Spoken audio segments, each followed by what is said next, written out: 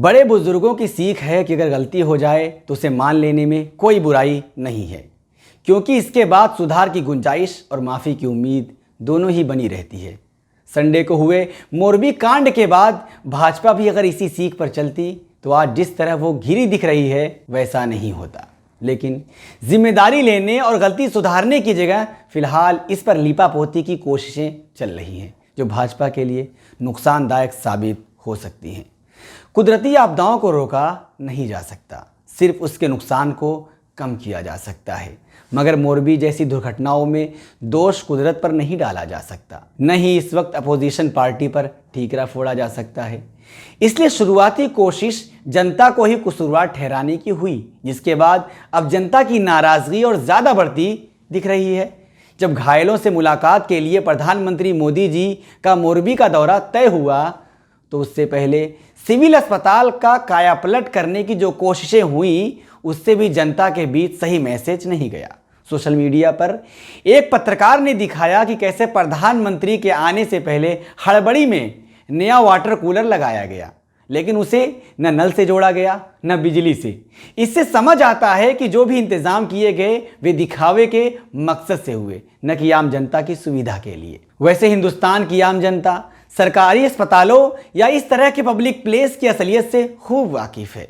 गंदगी, ज़रूरत की चीज़ों का न होना, इन सब को जनता रोज़ाना झेलती है। मगर ये बात समझ से परे है कि हमारे नेता इस हकीकत से अनजान क्यों बने रहते हैं।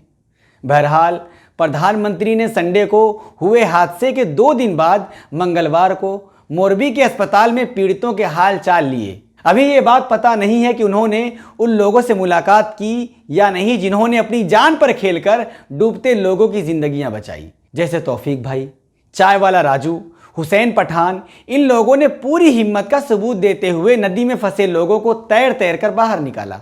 नईम शेख नाम का नौजवान भी हादसे का शिकार हुआ।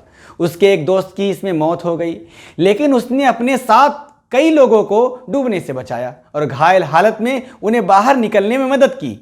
असल जिंदगी के इन हीरो से भी प्रधानमंत्री मुलाकात करते तो फिर कपड़ों से किसी को पहचान बताने की जरूरत नहीं पड़ती। इसी गुजरात ने सांप्रदायिक दंगों के गहरे जख्म खाए हैं। इंसानियत को बचाने वाले तब भी जिंदा थे और आज भी हैं। ये बात फिर साबित हो गई।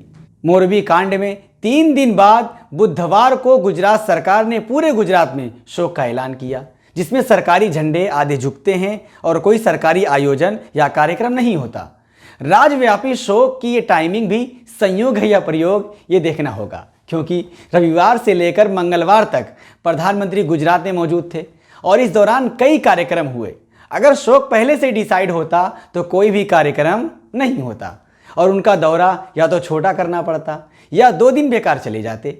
इसलिए शायद बेहतर यही समझा गया होगा कि जब प्रधानमंत्री दिल्ली लौट जाएंगे तो शोक मना लिया जाएगा। सरकार भले ही 1 दिन के सांकेतिक शोक की फॉर्मेलिटी निभा ले, लेकिन कड़वी हकीकत तो ये है कि जिनके सगे संबंधी बेमौत मर गए या जो इस हादसे में बच गए, उनके जीवन में शोक कभी ख़त्म नहीं होगा। हाँ, अगर समय पर इंसाफ मिले तो दुख थोड़ा कम ज़रूर हो सकता है, मगर यहाँ भी चालबाजियाँ की जा रही हैं। इस मामले में पुलिस ने जो बयान स्थानीय अदालत में दर्ज कराया है उससे पता चलता है कि हादसा पुल की मरम्मत में लापरवाही की वजह से हुआ। पुल जिन तारों के सहारे लटका हुआ था उनमें से कई टूटे और जंग खाए हुए थे। उन्हें तेल या ग्रीस लगाकर सुधारा नहीं गया था।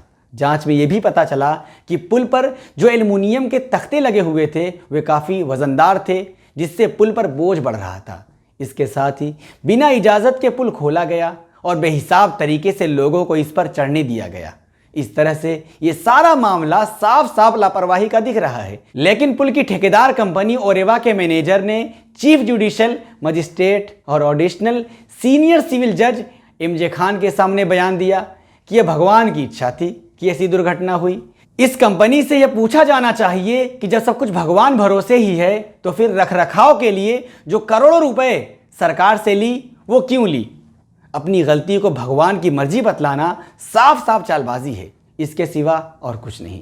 गरीब जनता अपनी पूरी जिंदगी किस्मत को कोसते और भगवान की मर्जी समझकर तकलीफ़ों में काट लेती है, जबकि उसकी इस हालत के लिए जिम्मेदार लोग उसके हिस्से की सुविधाओं और चीज़ों को हड़प कर मज़े में रहते हैं। मोरबी के दुख के बाद ही सही, लेकिन अब लोगों को इस चालाकी और धोखाधड़ी रवैये को समझ लेना चाहिए, जो फिलहाल राजकीय शोक और रंग रोगन के नीचे दबाए जा रहे हैं। आपकी क्या राय है? आप अपनी राय कमेंट में हमें भेज सकते हैं। फिलहाल इन में इतना ही। दीजिए मुझे इजाज़त।